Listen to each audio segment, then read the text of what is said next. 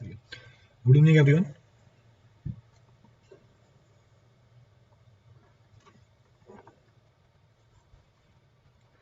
Is audio video clear for all?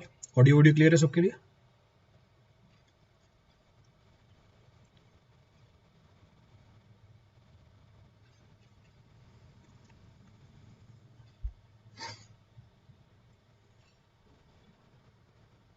Audio video clear है?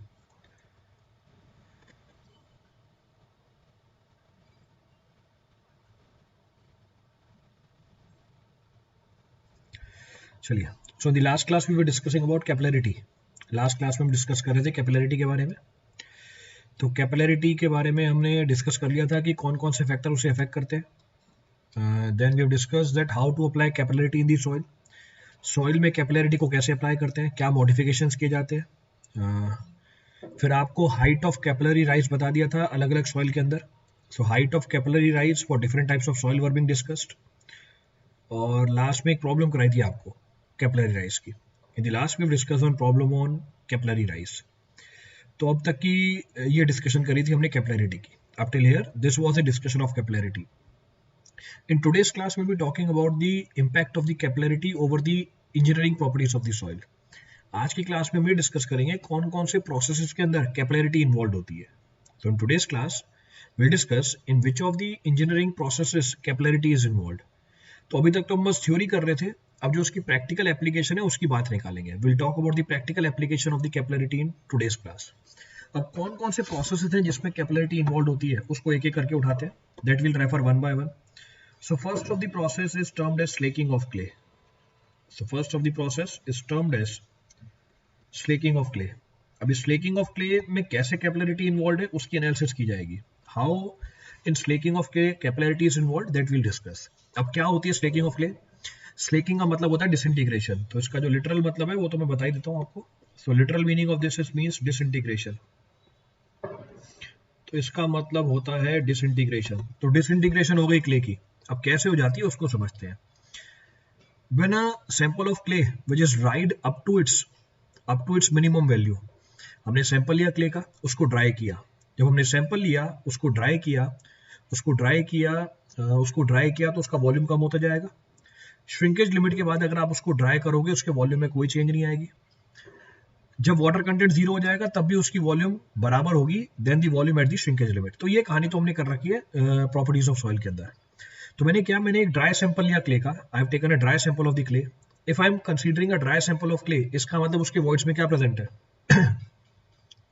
If I am considering the dry sample of clay, इसका मतलब उसमें क्या present है voids में, एयर प्रेजेंट है वॉइड्स के अंदर। तो इस चीज को ध्यान रखना। सो air is present in the voids. Next point of reference, हमने लास्ट क्लास में ये डिस्कस किया था कि जो कॉन्टेक्ट मॉइस्चर होता है या जो हाइट ऑफ कैपिलरी राइज होती है या जो कैपिलरिटी होती है वो कौन सी सॉइल में सबसे ज्यादा होती है, सैचुरेटेड सॉइल में या ड्राई सॉइल के अंदर। सैचुरेटेड सॉइल में या ड्राई सॉइल के अंदर जो कैपिलरिटी होती है वो हमें ड्राई सॉइल में ज्यादा मिलेगी जिसमें जस्ट पानी मिलाया है, या जो सैचुरेटेड सॉइल में ज्यादा मिलेगी। So in dry soil in which water is just added capillarity will come out to be maximum. Capillarity बहुत ज्यादा निकल के आएगी। तो स्लेकिंग ऑफ क्ले क्या प्रोसेस है। स्लेकिंग ऑफ क्ले का मतलब है अगर हम ड्राई सैंपल ऑफ क्ले को, यानी जिसके वॉइड्स में एयर प्रेजेंट है, अगर हम पानी में डाल दें। मैंने एक ड्राई सैंपल उठाया क्ले का जिसके वॉइड्स में एयर प्रेजेंट है और उसको पानी में डाल दिया। जैसे ही आप उसको पानी में डालोगे वाटर एंटर करेगा वॉइड्स के अंदर। Water will enter into the voids. पानी एंटर किया वॉइड्स के अंदर। इस समय बताओ कैपिलरी प्रेशर का मैग्नीट्यूड क्या होगा। At this point what is the magnitude of capillary pressure. तो जैसे ही पानी एंटर करता है वॉइड्स के अंदर, what is the magnitude of capillary pressure, it comes out to be maximum. तो कैपिलरी प्रेशर बहुत ज्यादा निकल के आता है क्योंकि उस समय वाटर कंटेंट क्या है, बहुत कम है, क्योंकि पानी ने बस एंटर ही किया है वॉइड्स के अंदर। इस एक्सेस ऑफ कैपिलरी टेंशन की वजह से जो क्ले का सैंपल है वो डिसइंटीग्रेट कर जाता है। This excess of capillary tension carries out the disintegration of the clay. Thereby it is technically termed as slaking of clay. इसी को हम टेक्निकली क्या बोल देते हैं, स्लेकिंग ऑफ क्ले बोलते हैं। तो इसको आप प्रैक्टिकली ऑब्जर्व भी कर सकते हो। एक पानी का कंटेनर लेना, ड्राई सैंपल लेना क्ले की। वो ड्राई सैंपल जब उठाओगे क्ले की, आपको क्ले तो देख रही होगी कोहेसिव सॉइल होती है, it is a cohesive soil. तो पूरा आपको क्या मिलेगा, एक सैंपल मिलेगा क्ले का, डिसइंटीग्रेट नहीं हो रहा होगा, अलग अलग पार्टिकल्स नहीं मिलेंगे क्ले को, आपको पूरा एक मोल्ड मिलेगा क्ले का। जब उस ड्राई क्ले को आप पानी के सैंपल के अंदर डालोगे, जैसे ही वो पानी के सैंपल के अंदर डालते हैं, वो जो क्ले के पार्टिकल से सेपरेट आउट कर जाते हैं, डिसइंटीग्रेट कर जाते हैं। अब ऐसा क्यों होता है? ऐसा इसलिए होता है, जैसे ही हम ड्राई सैंपल ऑफ क्ले को पानी में डालते हैं, पानी एंटर करता है वॉइड्स के अंदर, पानी जब एंटर करता है वॉइड्स के अंदर तो मेनिस्कस फॉर्म होती है। उस समय मेनिस्कस का रेडियस सबसे कम होता है, यानी कैपिलरी टेंशन बहुत ज्यादा निकल के आती है। ये कैपिलरी टेंशन ट्रांसफर होती है किसके ऊपर? सॉइल के सॉलिड्स के ऊपर। कैपिलरी प्रेशर डेवलप होता है, इतना ज्यादा प्रेशर डेवलप हो जाता है कि हमारी जो क्ले है वो डिसइंटीग्रेट कर जाती है। This disintegration of the dry clay when added और emerged into the water is known as slaking of clay. तो इस डिसइंटीग्रेशन के पीछे रीजन क्या है? कैपिलरी टेंशन है। It means capillarity is responsible for slaking of clay. अब कोई सा ही पॉइंट रिपीट करना उसमें से, any of the point to refer from this, कोई सा भी स्टेप रिपीट करना हो इस स्लेकिंग ऑफ क्ले में से। तो स्लेकिंग ऑफ क्ले किसकी वजह से हो रही है? सॉइल में कैपिलरिटी की वजह से हो रही है। It is taking place because of the capillarity of the soil. Any of the step to be repeated from this, कोई सा भी स्टेप रिपीट करना हो। क्लियर है पूरी स्टोरी? चलिए, the next of the process which is linked with the capillarity is bulking of sand. So next of the process which is linked with the capillarity is termed as bulking of sand. Very important process in your engineering. बहुत ही important process है आपकी engineering के अंदर। इसको मैंने BMC में भी बता रखा है आपको। This bulking of sand I have discussed in building material also. पर उस समय ये नहीं बताया कि bulking of sand होती क्या है। उस समय मैंने bulking of sand का impact बताया था आपको। What is the impact of bulking of sand? आज bulking of sand क्या होती है उसको समझेंगे। What is bulking of sand? That we'll understand. अब क्या है bulking of sand? If a moist sample of sand is dumped loosely, when I say moist sample of the sand, degree of saturation क्या है? अगर मैं ये बोलूं soil का सैंपल मॉइस्ट है, डिग्री ऑफ सैचुरेशन कितनी है उसके अंदर? मैंने एक सैंड का मॉइस्ट सैंपल उठाया, मॉइस्ट सैंपल का मतलब degree of saturation is how much? मैंने एक मॉइस्ट सैंपल उठाया सैंड का, डिग्री ऑफ सैचुरेशन क्या है उसकी? 100% है। बहुत बढ़िया, बहुत बढ़िया कुशाल दवे, बहुत बढ़िया आसिफ खान। ये देखो मोहम्मद भी बोल रहा है 100%, तरुण भी बोल रहा है 100%, रिजवान भी बोल रहा है 100%, बहुत बढ़िया। वो देखो मोर देन 0। अगर सॉइल का सैंपल मॉइस्ट है, इसमें डिग्री ऑफ सैचुरेशन क्या होगी? ये मैंने आपको पहले चैप्टर में बताया था। This I have discuss in the first chapter only. तो देखो 1, डिग्री ऑफ सैचुरेशन 1 से कम होगी। जब सॉइल सैचुरेटेड होती है तो डिग्री ऑफ सैचुरेशन 1 होती है। जब सॉइल ड्राई होती है तो डिग्री ऑफ सैचुरेशन 0 होती है। उसके बाद मैंने आपको सॉइल को क्लासिफाई करके बताया था, damp, dry, moist, humid, wet, saturated. ये सारी क्लासिफिकेशन बता रखी है आपको। This entire classification is discussed by us. तो अगर मैं ये बोलूं सॉइल का सैंपल मॉइस्ट है, इसका मतलब डिग्री ऑफ सैचुरेशन 1 से क्या है? कम है। सॉइल सैचुरेटेड नहीं है, पर हाँ इसमें पानी प्रेजेंट है, water is present in it, but this water is not capable of saturating the sand. तो अगर मैं मॉइस्ट सैंपल लूं सैंड का और उसको लूजली डंप कर दूं, यानी उसको मैं फेंक दूं, जैसे मैं उसको फेंक दूंगा उसका वॉल्यूम सिग्निफिकेंटली बढ़ जाता है। So moist sample of the sand if loosely dumped results in its increased volume. अब ये वॉल्यूम कैसे बढ़ जाता है? ये वॉल्यूम बढ़ जाता है reason being because of contact pressure. और ये कॉन्टेक्ट प्रेशर हमने लास्ट क्लास में डिस्कस किया था। This we have discuss in the last class. कैसे? उस कॉन्टेक्ट प्रेशर को समझाने के लिए मैं आपको सैंपल बना के दिखाता हूँ सैंड का। लेट अस सपोज ये हमारा सैंपल है सैंड का जिसको मैंने लूजली डंप किया। This is the sample of the sand which is being loosely dumped by us. तो मैंने सैंपल उठाया सैंड का जिसको मैंने लूजली डंप कर रखा है, which is being loosely dumped by us. अब इस पे मैंने 2 पार्टिकल कंसीडर किए। इस पे मैंने 2 पार्टिकल कंसीडर किए जिसके पास कांटेक्ट मॉइस्चर है। इसको मैं जूम करके आपको दिखा रहा हूँ। मैंने ये सैंपल को बाहर निकाला, ये सैंपल को बाहर निकाला और 2 पार्टिकल को जूम किया। तो ये 2 पार्टिकल को जूम करके दिखा दिया आपको। अब 2 पार्टिकल के कांटेक्ट पे पानी प्रेजेंट है। 2 पार्टिकल के कांटेक्ट पे पानी प्रेजेंट है, इस पानी को क्या बोलते हैं? 2 पार्टिकल के कांटेक्ट पे पानी प्रेजेंट है, इस पानी को क्या बोलते हैं? अगर 2 पार्टिकल के कांटेक्ट पे पानी प्रेजेंट है, इस पानी को क्या बोला जाता है? At the contact between the 2 particles if water is present, it is termed as what? It is termed as contact moisture. इसको हमने लास्ट क्लास में डिस्कस किया था। This was being discussed by us in the last class. तो contact point पे 2 particles के जो पानी प्रेजेंट होता है उसको हम बोलते हैं कांटेक्ट मॉइस्चर। इस कांटेक्ट मॉइस्चर में क्या अवेलेबल है? कैपिलरी टेंशन अवेलेबल है। और हमें ये भी पता है ये कैपिलरी टेंशन ट्रांसफर होती है किसके ऊपर? ये कैपिलरी टेंशन ट्रांसफर होती है सॉइल के सॉलिड के ऊपर, और ये इसको पास में लेके आती है, जिसकी वजह से एक प्रोसेस बताया था आपको, अपरेंट कोहेजन। जिसकी वजह से आपको एक प्रोसेस बता दी ना, अपर एंड कोहेजन, सैंड में क्या डेवलप हो जाती है, अपर एंड कोहेजन डेवलप हो जाती है। अब सारी चीजों को लिंक करते हैं। अगर हम मॉइस्ट सैंपल है सैंड का और उसको लूजली डंप करें, उसकी वॉल्यूम सिग्निफिकेंटली बढ़ जाती है in comparison to its dry volume. अब ऐसा क्यों होता है? जब हम सैंड को लूजली डंप करते हैं, जो मॉइस्ट स्टेट में है उसके कांटेक्ट में होता है कांटेक्ट मॉइस्चर। ये कांटेक्ट मॉइस्चर सैंड के अंदर क्या डेवलप करा देता है, अपर एंड कोहेजन डेवलप करा देता है, जिसकी वजह से ये सैंड के पार्टिकल अपनी वेट की वजह से सेटल नहीं कर पा रहे, because of which these particles are not able to settle under the effect of the rain weight. तो इनका वेट तो एक्ट कर रहा है पर ये पार्टिकल सेटल नहीं कर पा रहा, क्योंकि इसको कौन रोक के बैठा है कांटेक्ट में, इसको रोक के बैठी है अपर एंड कोहेजन, या आप बोल सकते हो कांटेक्ट मॉइस्चर। इसीलिए सैंड का वॉल्यूम क्या कर जाता है, सिग्निफिकेंटली इंक्रीज कर जाता है। Reason being it is enclosing large volume of voids in it. तो ये दिख रहा है, it is enclosing large volume of voids in it, इसका मतलब इसमें एयर क्या कर गई है, फिल कर गई है। इसीलिए आपको मॉइस्ट सैंपल ऑफ सैंड का वॉल्यूम बहुत ज्यादा मिलेगा, क्योंकि उसमें क्या हो जाती है, बल्किंग हो जाती है। So the process in which volume of the sand increases significantly if dumped loosely in moist state is termed as bulking of sand. इसको हम टेक्निकली बोल देते हैं bulking of sand. अब ऐसा नहीं है bulking of sand आपको हर वाटर कंटेंट में मिलेगी। इनिशियली जब हम वाटर कंटेंट बढ़ाएंगे, ये मेनिस्कस बन रही होती है। इनिशियली जब हम वाटर कंटेंट बढ़ाएंगे तो मेनिस्कस बन रही है। मेनिस्कस बन रही है, इसका मतलब क्या हुआ, मेनिस्कस बन रही है इसका मतलब क्या हुआ, कैपिलरी टेंशन बढ़ता जा रहा है, capillary tension is increasing, capillary tension बढ़ता जाएगा, बल्किंग भी बढ़ती जाएगी। एक वाटर कंटेंट पे आके मेनिस्कस पूरी बन जाती है, एक वाटर कंटेंट पे आके मेनिस्कस फुल्ली डेवलप हो जाती है। और जब मेनिस्कस फुल्ली डेवलप हो जाएगी, उस समय आपको कैपिलरी प्रेशर या कांटेक्ट मॉइस्चर या आप बोल सकते हो अपरेंट कोहेजन भी मैक्सिमम मिलेगा, तो उस समय आपको बल्किंग भी मैक्सिमम मिलेगी। पर उसके बाद अगर आपने वाटर कंटेंट को बढ़ाया, अब रेडियस ऑफ मेनिस्कस बढ़ने लग जाती है। रेडियस ऑफ मेनिस्कस अगर बढ़ने लग जाएगी, इसका मतलब कैपिलरी टेंशन कम होने लग जाएगा, अपरेंट कोहेजन कम होने लग जाएगा। इसका मतलब अब ये सैंड के पार्टिकल अपने वेट की वजह से सेटल होने लग जाएंगे, इसका मतलब बल्किंग क्या होने लग जाएगी, रिड्यूस होने लग जाएगी।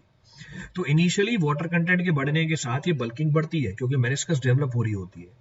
जब मेनिस्कस पूरी डेवलप हो जाती है, अगर आपने उसके बाद वाटर कंटेंट को बढ़ाया, तो रेडियस ऑफ मेनिस्कस बढ़ रही है, हमारी कैपिलरी टेंशन कम होगी, बल्किंग रिड्यूस होने लग जाएगी। तो ये 4 से लेके 6% का वाटर कंटेंट आता है जिसपे मेनिस्कस फुल्ली डेवलप हो जाती है। इसलिए 4 से लेके 6% के वाटर कंटेंट पे हमें बल्किंग भी मैक्सिमम मिलती है। सेकंड पॉइंट ऑफ रेफरेंस, हमें यह भी पता है capillary tension depends upon the size of the voids.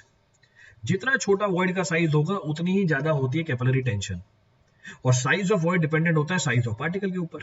इसका मतलब जितनी छोटी सैंड होगी उतना छोटा वॉइड का साइज होगा, उतनी ही ज्यादा कैपिलरी आइज होगी, यानी उतनी ही ज्यादा कैपिलरिटी होगी, उतना ही ज्यादा बल्किंग ऑफ सैंड निकल के आएगा।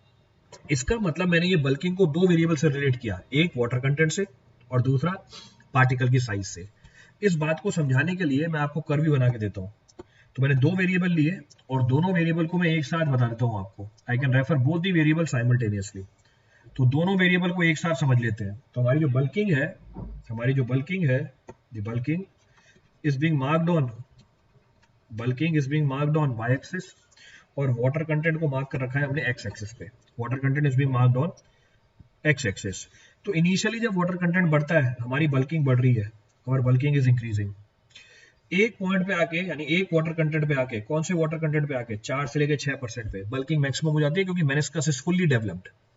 इसके बाद अगर आपने वाटर कंटेंट को बढ़ाया तो रेडियस ऑफ मेनिस्कस बढ़ता है, रेडियस ऑफ मेनिस्कस बढ़ेगा, कैपिलरी टेंशन कम होगी, अपरेंट कोहेजन कम होगा, बल्किंग रिड्यूस होने लग जाएगी। और जिस वाटर कंटेंट पे आके, ये चेक करो, जिस वाटर कंटेंट पे आके, वाटर कंटेंट W है, जहां पे डिग्री ऑफ सैचुरेशन 1 हो जाए, वहां पे हमारी रेडियस ऑफ मेनिस्कस कितनी हो जाएगी। तो वो वाटर कंटेंट जिसपे सॉइल सैचुरेट हो जाती है, वहां पे रेडियस ऑफ मेनिस्कस कितनी मिलती है, the radius of meniscus is how much. तो वो वाटर कंटेंट जहां पे the water content eight which degree of saturation is 1, radius of meniscus is infinity, capillary tension will be how much, capillary tension कितना निकल के आ जाएगा, capillary tension कितनी निकल के आ जाती है, capillary tension comes out to be 0, capillary tension 0, apparent cohesion 0, bulking 0, तो बल्किंग भी क्या हो जाएगी, 0 हो जाएगी। तो इस कर्व में मैंने आपको वेरिएशन दिखाई है बल्किंग की, किसके रिस्पेक्ट में, इस कर्व में मैंने आपको वेरिएशन दिखाई है बल्किंग की with respect to water content. फिर हमने ये भी डिस्कस किया कि अगर पार्टिकल साइज छोटा होता जाए, बल्किंग बढ़ती जाएगी, क्योंकि वॉइड का साइज छोटा होता जाएगा, कैपिलरी टेंशन बढ़ जाएगी, अपरेंट कोहेजन बढ़ जाएगा, तो बल्किंग आपको ज्यादा मिलेगी। तो हमारी ये जो कर्व है ये होती है कोर्स सैंड के लिए। इसमें मैक्सिमम बल्किंग निकल के आती है 18% की। Maximum bulking comes in the range of 18%। अगर मैं सैंड का साइज घटा दूं, if I reduce the size of the sand, तो हमें बल्किंग ज्यादा मिलेगी, bulking comes out to be more, ये अप्रोक्सीमेटली 28% मिलती है। पर वाटर कंटेंट सेम निकल के आता है 4 से लेकर 6%। वो वाटर कंटेंट जहां पे डिग्री ऑफ सैचुरेशन 1 हो जाती है मीडियम सैंड के अंदर, तो ये मीडियम सैंड है, this is our medium sand, is approximately 20%, ये अप्रोक्सीमेटली 20% है। सैंड का साइज मैंने क्या किया, और छोटा किया, बल्किंग आपको और ज्यादा मिलेगी, bulking will be further increase, तो बल्किंग और इंक्रीज कर जाती है। और वो वाटर कंटेंट जिसपे सॉइल सैचुरेट हो जाती है, इस comes out to be 25%। Approximate values नहीं है, सारी हार्ड एंड फास्ट वैल्यूज नहीं है, पर फिर भी आपको आइडिया दे दिया। फाइन सैंड में बल्किंग है अप्रोक्सीमेटली 38%। तो अगर मैं ये बोलूं फाइन सैंड में बल्किंग है अप्रोक्सीमेटली 38%, इस बात का मतलब क्या होगा? If I say in fine sand bulking is approximately 38%, what is the physical significance of this? तो फाइन सैंड में बल्किंग 38% है, इसका मतलब इस बल्किंग की वजह से उसका वॉल्यूम 38% ज्यादा हो जाता है in comparison to its dry volume. उसके ड्राई वॉल्यूम के कंपैरिजन में 38% आपको वॉल्यूम बढ़ती हुई मिलेगी because of this bulking. Clear चीज? रिपीट करना है इसमें से कुछ? नाउ द पॉइंट इज, अगर मुझे बल्किंग मिल रही है, if I am observing the bulking in the sand, मैं इसको कैसे मेजर करूं? तो इसको समझने के लिए बता दो, बल्किंग जीरो कब होती है? When bulking is zero. तो ये बता दो बल्किंग जीरो कब होती है? When bulking will come out to be zero. दो सिचुएशन में बल्किंग जीरो मिलेगी आपको। एक, सैंड फुल्ली ड्राई हो, तो एक सैंड फुल्ली ड्राई है, sand is completely dry, water content is zero, degree of saturation is zero. एक जब वो फुल्ली ड्राई है, और दूसरी जब वो फुल्ली सैचुरेटेड है। तो एक जब वो फुल्ली ड्राई है, एक जब वो फुल्ली सैचुरेटेड है। क्लियर चीज? तो how do we measure the bulking of the sand? अब हम बल्किंग कैसे मेजर करते हैं सैंड की? तो मुझे ये पता करना है बल्किंग कितनी है सैंड की। Now our aim is to measure the bulking of the sand, की बल्किंग कितना निकल के आ रहा है सैंड के अंदर। अब कैसे मेजर करें इसे? How to measure it? So what we do, we take a container. हम एक कंटेनर ले लेते हैं। So what we do, we take a container. हमने कंटेनर ले लिया, इसमें हमने मॉइस्ट सैंपल डाला सैंड का। मैंने एक कंटेनर लिया और इसमें मैंने क्या किया, एक मॉइस्ट सैंपल डाला सैंड का। आई fill this container with the moist sample of the sand, और मैंने इसमें सैंड का लेवल नोट कर लिया। I have noted the level of the sand in this. तो ये मॉइस्ट सैंड का लेवल है, तो मॉइस्ट सैंड का लेवल है, तो ये मॉइस्ट सैंड का लेवल है, let us suppose 20 centimetre. Clear चीज? अब मैंने सैंड को इसमें से हटा दिया, I have remove the sand from the container.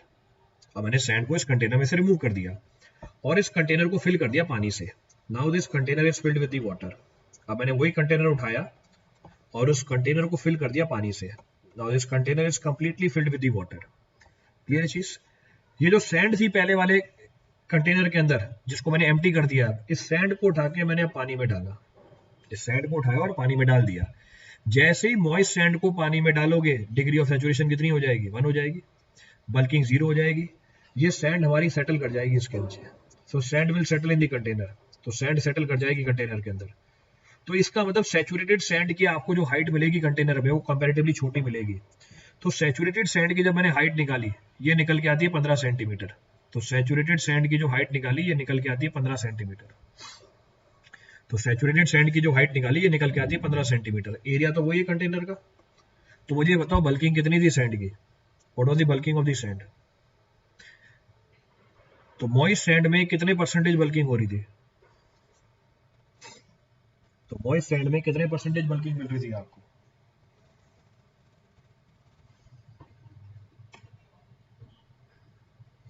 आपको मॉइस्ट सैंड के अंदर कितने परसेंटेज बल्किंग मिल रही थी? सनी, बिल्कुल सही बात है, सबका सही जवाब। तो मुझे ये बताओ एयर कितनी प्रेजेंट थी? जैसे मैंने इसको सैचुरेट किया, सारी एयर एस्केप कर गई, तो हम निकालेंगे बल्किंग। तो हम बोलेंगे बल्किंग। बल्किंग कैसे निकालें? बल्किंग निकालेंगे volume of the sand in dry state. So volume of the sand in dry state to the volume of air in it, this is known as percentage bulking. ये percentage bulking निकल के आ गई। तो volume of air कितनी हुई हमारे sample में? Volume of air हुई हमारी 20 - 15 divide by volume of dry sand 15। तो ये हमारी परसेंटेज बल्किंग निकल के आ गई 33.33%। क्लियर है पूरी कहानी। तो ये बल्किंग किसकी वजह से मिली हमें? This bulking is observed because of what? इसका रीजन क्या है? फिर से कॉन्टैक्ट मॉइस्चर ही तो है। तो capillarity is the reason behind what? Bulking of sand. So capillarity is the reason behind bulking of sand. तो स्लेकिंग ऑफ क्ले में भी कौन रीजन है? कैपिलरिटी। यहां पर भी कौन रीजन है? Here also what is the reason behind the bulking of sand? Capillarity. It means contact moisture. तो कैपिलरिटी बहुत सारी इंजीनियरिंग प्रोसेसेस के अंदर इन्वॉल्व होता है। Capillarity is involve in an number of engineering processes, but is also involve in bulking of sand. Clear है आगे की कहानी? करना है इसमें कुछ?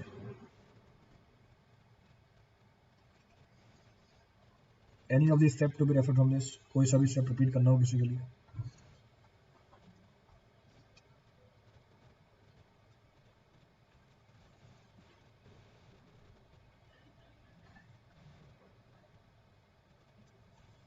क्लियर है? चलिए क्लियर है। अब एक बार पीछे वाले टॉपिक पे जाओ, और मैंने आपको ये बता रखा था कि एक टॉपिक छोड़ दिया था मैंने पीछे, और ये बोला था इसको आगे डिस्कस करेंगे। इसको हम आगे डिस्कस करेंगे। We will discuss this point later on. One concept was being left out earlier which was linked with the bulking of the sand. कौन सा प्रोसेस था? Which process was being linked with the bulking of the sand which we have left out earlier, जिसको मैंने पहले ही छोड़ दिया था, और आज उसको डिस्कस करेंगे पहले।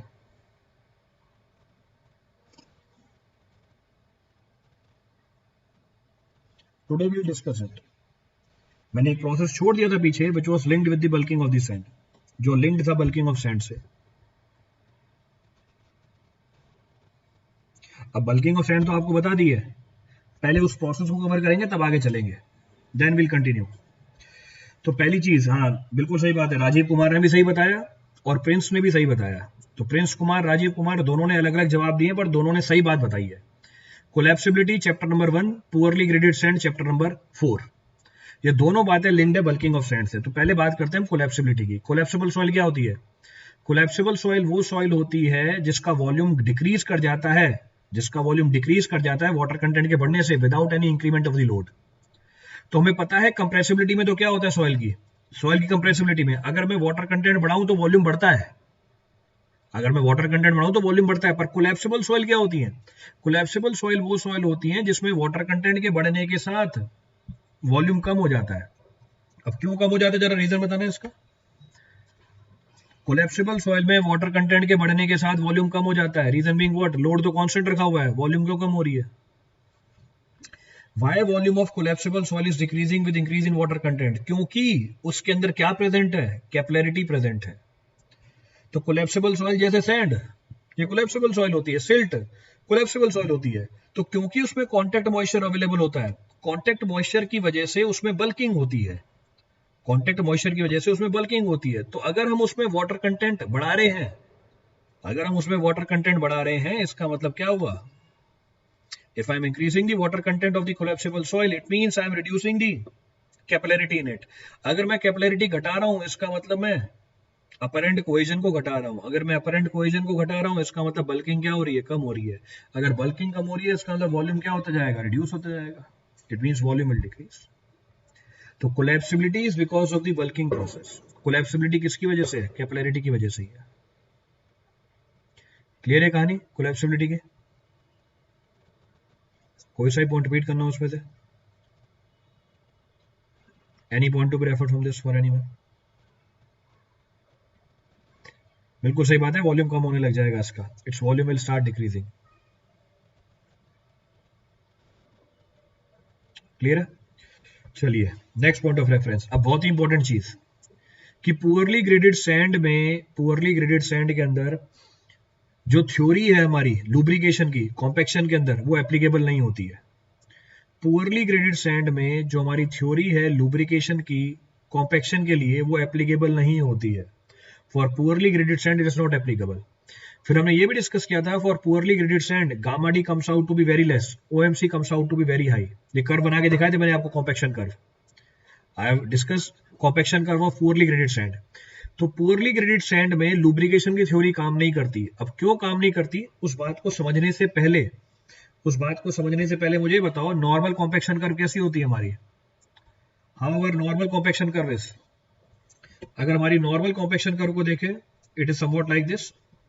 तो इनिशियली वाटर कंटेंट के बढ़ने के साथ क्या होता है, अगर हम नॉर्मल कॉम्पैक्शन कर्व की बात करें, इनिशियली वाटर कंटेंट के बढ़ने के साथ ड्राई डेंसिटी बढ़ती है। एक वाटर कंटेंट मतलब कौन सा, ओएमसी पे आके ड्राई डेंसिटी मैक्सिमम हो जाती है जब लुब्रिकेशन मैक्सिमम हो जाता है, व्हेन लुब्रिकेशन इज मैक्सिमम। उसके बाद अगर वाटर कंटेंट बढ़ाया तो लुब्रिकेशन तो बढ़ती नहीं है बल्कि वाटर रिप्लेस कर देता है सॉलिड को, इसलिए हमारी ड्राई डेंसिटी कम होने लग जाती है, hence dry density starts decreasing. तो ये हमारी नॉर्मल वेरिएशन है। अगर मैं आपको वेरिएशन बताऊं पुअरली ग्रेडेड सैंड की, if we see the compaction curve of poorly graded sand, so if we see the compaction curve of poorly graded sand, तो अगर अब हम compaction curve देखें poorly graded sand का, चेक करना देखो कैसा निकल के आता है। So if we see the compaction curve of poorly graded sand, it is observed to be somewhat like this कुछ इस तरीके से मिलता है। ये बन गई है कर्व, इसमें वीडियो के पीछे छुप रही है, वीडियो के पीछे छुप गई है, तो वीडियो के पीछे छुप गई है तो इसको छोटा करो, तो इस कर्व को छोटा करके बनाते हैं क्योंकि दो कर्व बनानी है मुझे यहाँ पे। So if you see the compaction curve of poorly graded sand, आपको कुछ इस तरीके से मिलेगी। तो मैं दो कर्व सुपर इंपोज करके बना के दे रहा हूं आपको। पहली curve, first of the curve, तो पहली कर्व है हमारी बल्किंग, तो पहली कर्व है बल्किंग जो हमने देखी किसके रिस्पेक्ट में, वाटर कंटेंट के रिस्पेक्ट में। तो पहले हमने देखा बल्किंग को वाटर कंटेंट के रिस्पेक्ट में। तो ये बल्किंग कैसे वेरी करती है हमारी, how this bulking varies, bulking initially बढ़ती है, तो बल्किंग इनिशियली क्या कर रही होती है, बढ़ रही होती है। तो इनिशियली बल्किंग इंक्रीजेस और एक वाटर कंटेंट पे आके क्या हो जाती है, मैक्सिमम हो जाती है। एक वाटर कंटेंट पे आके मैक्सिमम हुई और उसके बाद अगर आपने वाटर कंटेंट बढ़ाया तो मेनिस्कस डिस्ट्रॉय होने लग जाती है, हमारी बल्किंग रिड्यूस होने लग जाती है, अवर बल्किंग रिड्यूसेस। तो ये हमारी लूज सैंड की बल्किंग कर्व है, ये लूज सैंड की बल्किंग कर्व है। अब हम बात करते हैं compaction curve of the sand. अब हम बात करते हैं compaction curve of the sand. Compaction curve किसके बीच में होती है, ड्राई डेंसिटी और वाटर कंटेंट के बीच में होती है। It is in between dry density and water content. तो अगर आप कॉम्पैक्शन कर्व देखोगे सैंड का, वो कुछ इस तरीके से निकल के आता है। So compaction curve of the sand comes out to be somewhat like this. तो मुझे अब कॉम्पैक्शन कर्व भी आपको बना के दिखानी है। कॉम्पैक्शन कर्व बना के दिखाऊं तो बल्किंग के रिस्पेक्ट में ये निकल के आती है, बल्किंग के रिस्पेक्ट में। This is the compaction curve. So this is the compaction curve of sand. अब चेक करो कॉम्पैक्शन कर्व ऑफ सैंड, तो जस्ट अपोजिट है हमारे नॉर्मल सॉइल से। This is compaction curve of any soil.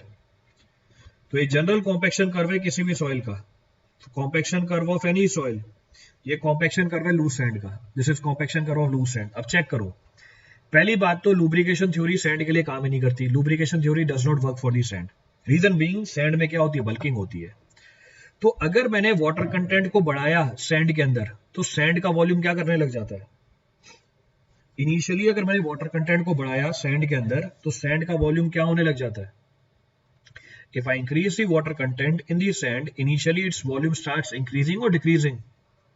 इसका volume बढ़ रहा है तो सैंड का वॉल्यूम बढ़ रहा है, सैंड के सॉलिड में क्या फर्क पड़ा, सैंड का वॉल्यूम बढ़ रहा है पर सैंड के सॉलिड्स में क्या फर्क पड़ा, volume of the sand is increasing because of the bulking. Check करो ऊपर वाली कर्व, वॉल्यूम बढ़ रही है इसकी। तो अगर सैंड का वॉल्यूम बढ़ रहा है पर उस सैंड के सॉलिड में क्या फर्क पड़ा है, what the change in the solids of the sand, constant है। वॉल्यूम बढ़ रहा है पर सॉलिड वही है। Comment upon dry density, comment upon dry density, dry density के ऊपर कमेंट करना, comment upon dry density. Dry density में क्या चेंज आएगा, वॉल्यूम इज इंक्रीजिंग पर सॉलिड्स वही हैं। कमेंट अपॉन ड्राई डेंसिटी, तो ड्राई डेंसिटी रिड्यूस होने लग जाती है। So initially with increase in water content since the volume of the sand increases dry density reduces, dry density कम होती है। अगर मैं वाटर कंटेंट को बढ़ाता जाऊं, बल्किंग होती जा रही है, वॉल्यूम बढ़ती जा रही है, तो गामा डी कम होने लग जाएगी। एक वाटर कंटेंट पे आके बल्किंग क्या हो जाती है, at a particular water content bulking is maximum. जिस पॉइंट पे बल्किंग मैक्सिमम उस पॉइंट पे वॉल्यूम क्या होगा, जिस पॉइंट पे बल्किंग मैक्सिमम, उस पॉइंट पे वॉल्यूम क्या होगा, मैक्सिमम। अगर वॉल्यूम मैक्सिमम होगा तो ड्राई डेंसिटी क्या होगी, अगर वॉल्यूम मैक्सिमम होगा तो ड्राई डेंसिटी क्या होगी। If volume is maximum, what about dry density, minimum. तो उस पॉइंट पे आके ड्राई डेंसिटी क्या हो जाती है, मिनिमम आ जाती है। तो जहां पर बल्किंग मैक्सिमम है, तो जहां पर बल्किंग मैक्सिमम है वहां पे वॉल्यूम मैक्सिमम, पर वहां पे ड्राई डेंसिटी क्या निकल के आ जाती है, वहां पे हमारी ड्राई डेंसिटी निकल के आती है minimum. So dry density comes out to be minimum. Clear चीज। इसके बाद अगर मैंने वाटर कंटेंट को बढ़ाया, वॉल्यूम क्या होने लग जाता है। इसके बाद अगर मैंने वाटर कंटेंट को बढ़ाया, वॉल्यूम क्या होने लग जाती है सैंड में। इसके बाद अगर मैंने वाटर कंटेंट को इसके बाद अगर मैंने वाटर कंटेंट को बढ़ाया, वॉल्यूम क्या होने लग जाती है सैंड में, डिक्रीज होने लग जाती है। वॉल्यूम सैंड की डिक्रीज करेगी तो ड्राई डेंसिटी क्या करने लग जाती है, ड्राई डेंसिटी इंक्रीजेस। तो ड्राई डेंसिटी क्या करने लग जाती है, बढ़ने लग जाती है। एक वाटर कंटेंट पे आके एक वाटर कंटेंट पे आके हमारी सैंड क्या हो जाती है, फुल्ली सैचुरेट हो जाती है। एक वाटर कंटेंट पे आके सैंड फुल्ली सैचुरेट हो गई। अगर सैंड फुल्ली सैचुरेट हो गई, कमेंट अपॉन बल्किंग। अगर सैंड फुल्ली सैचुरेट हो गई, कमेंट अपॉन बल्किंग। अगर सैंड फुल्ली सैचुरेट हो गई, comment upon bulking. If the sand is fully saturated, comment upon bulking, zero. अगर बल्किंग जीरो है, ड्राई डेंसिटी, बल्किंग जीरो है, dry density. अगर बल्किंग जीरो है, what about dry density. If bulking is zero, what about dry density, it becomes maximum. अगर bulking zero, dry density क्या निकल के आ जाएगी, मैक्सिमम निकल के आ जाएगी। तो जहां पर हमारी बल्किंग डिस्ट्रॉय हो जाती है, डिग्री ऑफ सैचुरेशन 1 हो जाता है, उस समय ड्राई डेंसिटी क्या निकल के आती है, मैक्सिमम निकल के आती है। At that point of time dry density comes out to be maximum. इसीलिए हमें सैंड की कॉम्पैक्शन कर्व कुछ इस तरीके से मिलती है, which is just opposite of normal compaction curve. तो इनिशियली वाटर कंटेंट के बढ़ने के साथ ड्राई डेंसिटी कम होती है। जब बल्किंग मैक्सिमम हो जाती है, ड्राई डेंसिटी मिनिमम हो जाती है। उसके बाद बल्किंग रिड्यूस हो रही होती है, तो हमारी ड्राई डेंसिटी बढ़ती है। और जब बल्किंग पूरी डिस्ट्रॉय हो जाती है, ड्राई डेंसिटी मैक्सिमम हो जाती है। और ये मैक्सिमम ड्राई डेंसिटी जो आपको कब मिली, when degree of saturation is 1, is approximately same as the dry density when degree of saturation is 0। तो आप बोल सकते हो dry density of the sand when degree of saturation is 1 is approximately equals to dry density of the sand when degree of saturation is 0। इसका मतलब जब soil dry है तो उसकी ड्राई डेंसिटी अप्रोक्सीमेटली किसके बराबर आ रही है, उसकी ड्राई डेंसिटी के बराबर आ रही है जब डिग्री ऑफ सैचुरेशन 1 है। इसका मतलब क्या हुआ, इसका मतलब ये हुआ कि अगर आपको सॉइल में मैक्सिमम कॉम्पैक्शन चाहिए, सॉइल को कॉम्पैक्ट किस स्टेट में करोगे। इसका मतलब अगर आपको सैंड में मैक्सिमम कॉम्पैक्शन चाहिए तो आप सैंड को किस स्टेट में कॉम्पैक्ट करोगे, फील्ड में। Practically in field if I want to compact my sand up to highest extent, तो मैं उसको किस में कॉम्पैक्ट करूंगा, मैं उसको कॉम्पैक्ट करूंगा या तो ड्राई स्टेट में, तो या तो ड्राई स्टेट में या फुल्ली सैचुरेटेड स्टेट के अंदर, क्योंकि दोनों में ही अप्रोक्सीमेटली ड्राई डेंसिटी क्या आती है, मैक्सिमम आती है। इसका मतलब क्या हुआ, कॉम्पैक्शन मैक्सिमम निकल के आता है। तो या तो हमारी सॉइल क्या हो, फुल्ली सैचुरेटेड हो, so either our soil is fully saturated, तो या तो वो फुल्ली सैचुरेटेड हो या वो ड्राई हो। और मोर ओवर इसके बीच की जो वैल्यूज हैं वो भी इसी के आसपास ही रहती हैं। इसका मतलब ये है कि पुअरली ग्रेडेड सैंड के अंदर वाटर कंटेंट का कोई रोल ही नहीं है कॉम्पैक्शन के ऊपर। It means in poorly graded sand there is no role of water content over the compaction of the sand. अब कोई सा पॉइंट रिपीट करना है इस पूरी स्टोरी में से। तो यहां पर भी कंसेप्ट किसका आ जाता है, बल्किंग का आ जाता है। Here also the concept of bulking is being applied. तो ये चीज मैंने पीछे छोड़ दी थी, आज उसको कवर कर लिया। Today I have covered that point, क्योंकि ये लिंक्ड था कैपिलरिटी से। It was linked with the capillarity of the soil.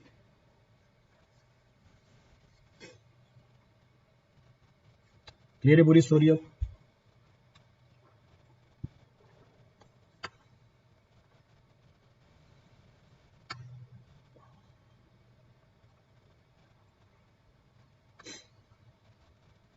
कहां शेयर करूं,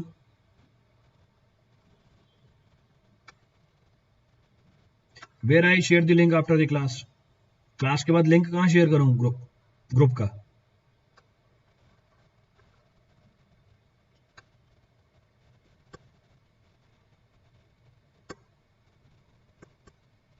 लिखा तो है सेम है बेटा, ये लिखा तो है अप्रोक्सीमेटली। क्लास का लिंक कहाँ शेयर करूं? यहां पर तो शेयर होता ही नहीं है, तो कैसे शेयर करूंगा? यूट्यूब पे तो लिंक शेयर होती नहीं है, फिर कैसे शेयर करूंगा? अरे इस प्लेटफॉर्म पे शेयर नहीं होती ना, तो मैं कहां से शेयर कर दूंगा? तो यूट्यूब पे लिंक शेयर नहीं होता है।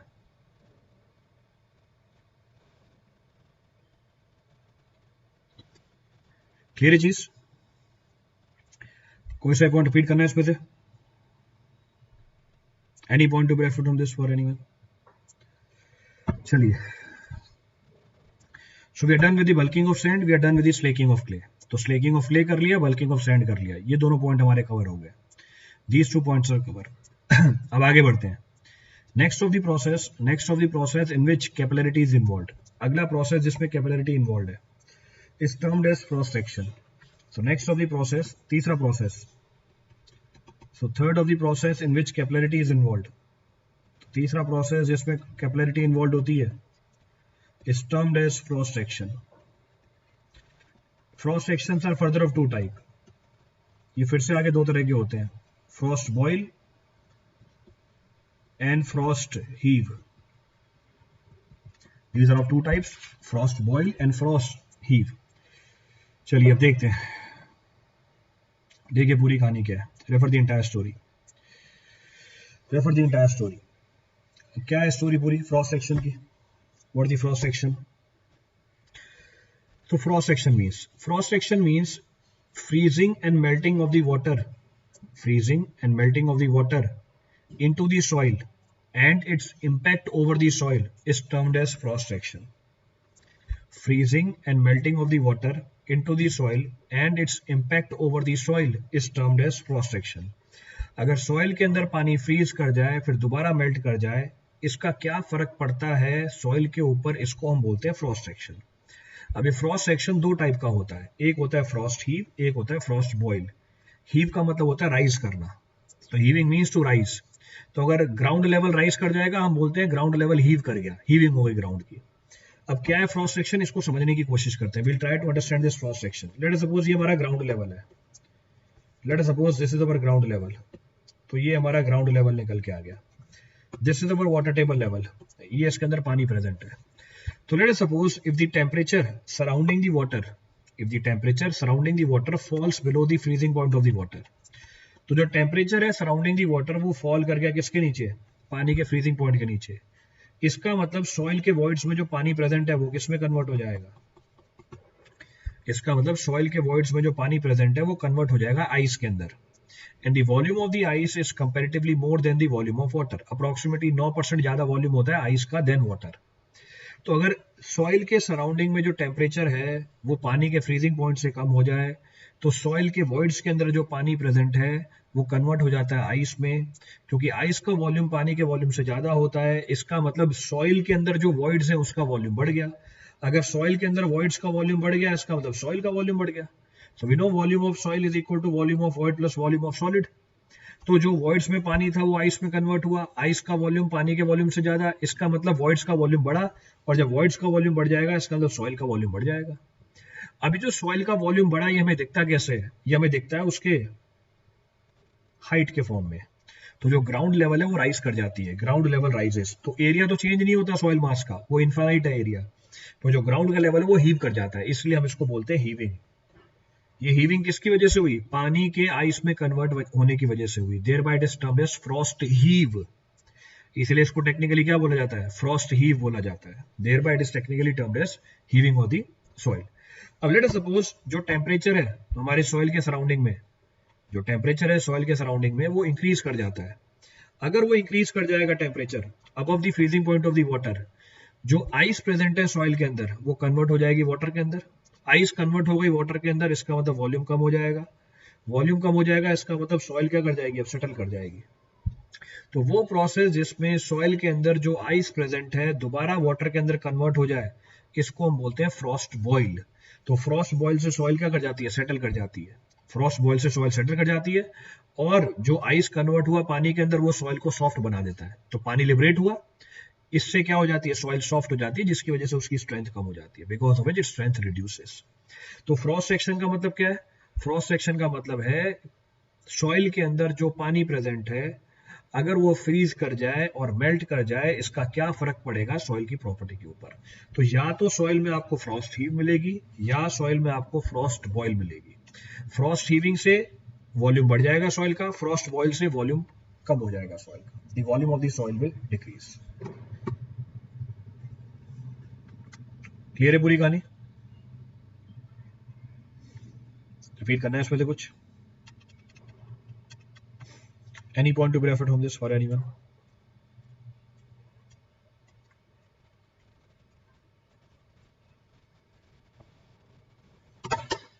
Any of these steps to be referred from this now? Clear है? And the last of the aspect which is linked with the water of the soil, आखिरी concept जो capillarity से linked है is termed as, so last of the concept which is linked with the capillarity is termed as, चौथा concept is capillary siphoning. So last of the concept which is linked with the capillarity is termed as capillary siphoning. तो आखिरी concept जो linked है हमारी capillarity के साथ is termed as capillary siphoning. अब क्या होती है capillary siphoning? What is capillary siphoning?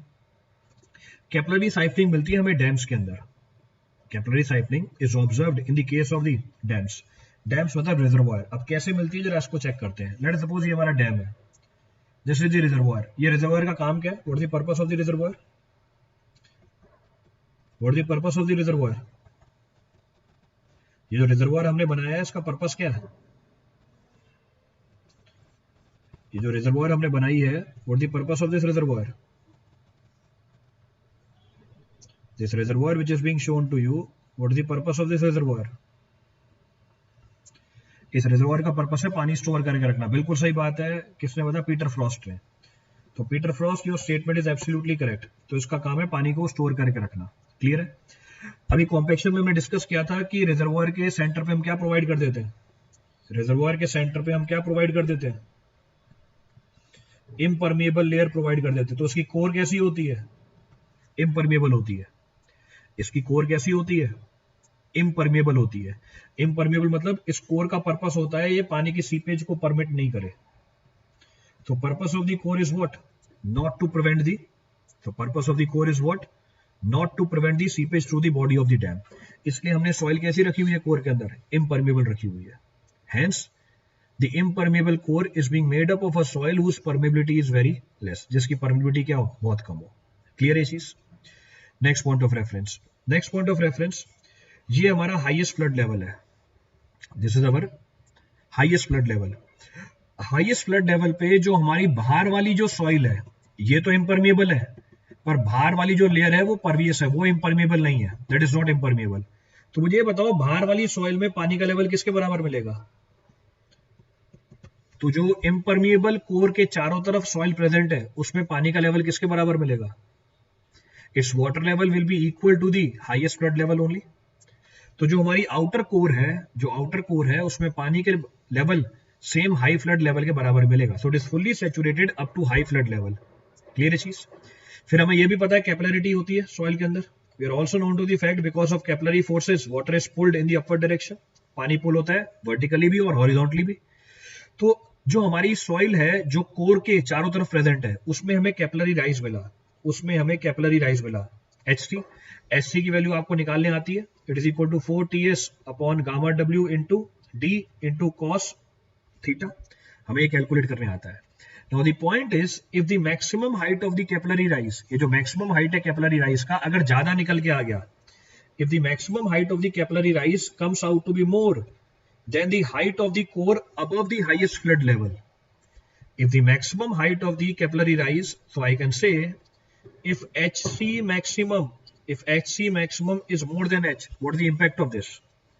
If the maximum height of the capillary rise above the highest flood level comes out to be more than the height of the core above the highest flood level, what is the impact of this? इसका क्या impact होगा? अगर height of capillary rise हमारी top most point of core से भी ज्यादा निकल के आ जाए, what is the impact of this? इसका इंपैक्ट क्या है? इसका इंपैक्ट ये है it will lead to the, this capillarity will lead to the draining out of the water from the downstream side. तो जैसे ये वैल्यू ज्यादा होगी साइफनिंग एक्शन डेवलप हो जाएगा. It will lead to the development of siphoning action. कोई failure नहीं हुआ है तरुण, साइफनिंग एक्शन डेवलप हो गया है. और एक कैपिलरी फोर्सेस, ये कैपिलरी फोर्सेस पानी को ड्रेन आउट करा देंगे डाउनस्ट्रीम साइड पे. इसका मतलब हमारे इम्परमिएबल कोर देने का पर्पस ही डिफीट हो जाएगा. It means the purpose of providing the impermeable core to avoid the seepage will be defeated. तो इससे दो लॉसेस मिलेंगे हमें. पहला लॉस, एक तो वाटर लॉस कर जाएगा. रिजर्वोयर का काम क्या था, पानी को स्टोर करके रखना, पर पानी तो क्या हो रहा है, लॉस हो रहा है डाउनस्ट्रीम साइड से. दूसरा, ये जो हमारी डाउनस्ट्रीम साइड पे जो स्लोप है ये भी क्या कर जाएगी, फेल कर जाएगी. So chances of failure of the slope at the downstream side also increases. तो दो इम्पैक्ट निकल के आते हैं कैपिलरी साइफनिंग के. There are two impacts of capillary siphoning. First, it will lead to the draining out of the water from the downstream side. Second impact क्या है, second impact क्या है, it may also lead to the failure of the downstream slope. तो एक तो ये seepage हो जाएगी, एक तो ये सीपेज हो जाएगी, दूसरा फेलियर होगा किसका, डाउनस्ट्रीम स्लोप का. It will lead to the failure of the downstream slope. तो दो इम्पैक्ट निकल के आ जाते हैं इसके. There are two impacts of this. Clear है चीज? कोई सा पॉइंट रिपीट करना उसमें से, any of the point to be referred from this now for anyone. कोई सा पॉइंट रिपीट करना उसमें से. क्लियर है पूरी कहानी? नहीं, साइफनिंग का मतलब ड्रेनिंग नहीं हुई है. Siphoning does not means draining. Siphoning action क्या है वो भी आगे करेंगे, that will see in detail. Siphoning की वजह से ड्रेनिंग हो गई है, तो siphoning does not means draining. Siphoning का मतलब ड्रेनिंग नहीं होता है. क्लियर है पूरी कहानी? इट मीन्स जितने भी प्रोसेस में कैपिलरिटी इन्वॉल्व है, जितने भी प्रोसेस में कैपिलरिटी इन्वॉल्व है, वो सारे प्रोसेस आपको बता दिए. फर्स्ट स्लेकिंग ऑफ क्ले, दूसरा है हमारा बल्किंग ऑफ सैंड, तीसरा था हमारा फ्रॉस्ट सेक्शन, चौथे थी हमारी capillary siphoning. The fourth of the aspect in which capillarity was involved is termed as capillary siphoning. अब कोई सा ही पॉइंट रिपीट करना हो पूरी स्टोरी में से, any of the point to be referred from this for anyone. Clear है? So we are done with the entire topic of capillarity. तो पूरा टॉपिक कंप्लीट करा दिया कैपिलरिटी का आपको. क्लियर? साइफन शेप में ड्रेन नहीं हो रहा है. साइफन थोड़ी ड्रेन होता है, ड्रेन पानी हो रहा है, ड्रेन पानी हो रहा है, ड्रेन साइफन नहीं हो रहा. साइफनिंग एक्शन से पानी ड्रेन हो रहा है. From siphoning action water is draining out.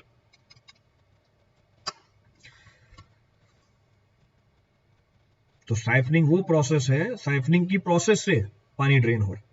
तो दोनों अलग अलग चीज है, both are different aspects. So you are done with all the aspects of your capillarity. जितने भी टेक्निकल एस्पेक्ट्स हैं कैपिलरिटी के वो सारे कवर कर लिए. So all the points are covered. चलिए,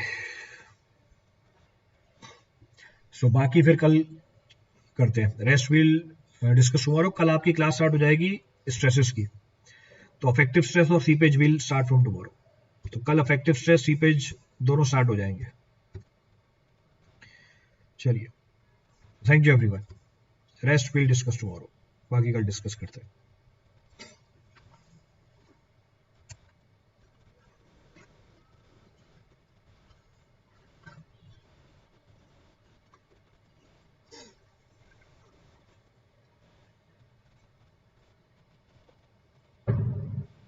अभी 5 मिनट में स्टार्ट नहीं होगा ना,